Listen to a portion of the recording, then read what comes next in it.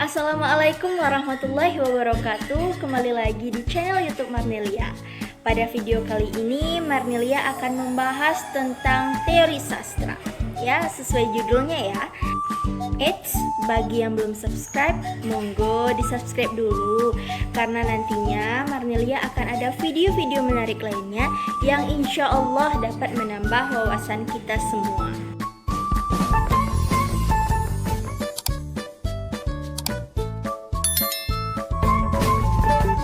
Bagi yang belum nonton video Marnelia sebelumnya, yuk nonton yuk, agar kita dapat mengenal lebih dekat lagi.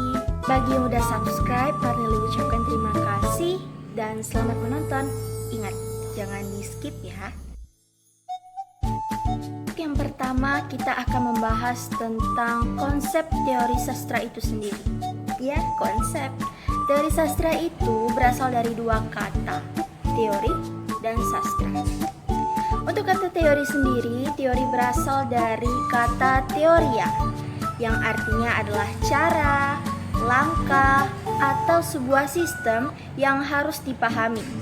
Sedangkan kata sastra itu sendiri berasal dari bahasa Sanskerta, yaitu susastra.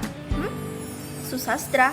Ya, mungkin sebagian besar dari kita baru mendengar kata susastra, jadi sedikit asing di telinga kita.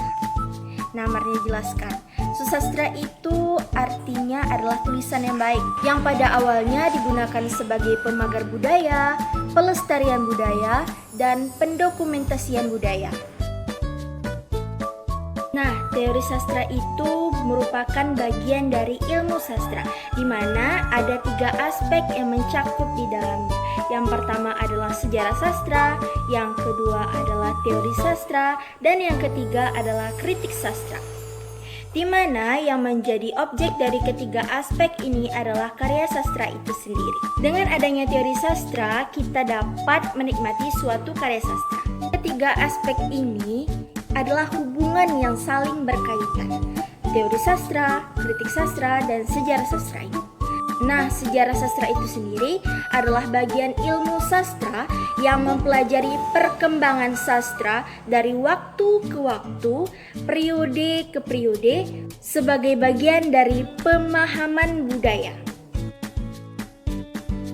Nah, sejarah sastra itu sendiri adalah bagian ilmu sastra yang mempelajari perkembangan sastra dari waktu ke waktu, periode ke periode, sebagai bagian dari pemahaman budaya.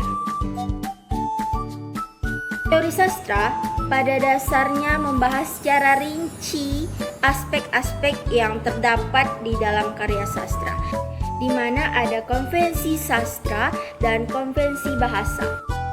Konvensi bahasa yang meliputi makna, gaya, struktur, dan pilihan kata.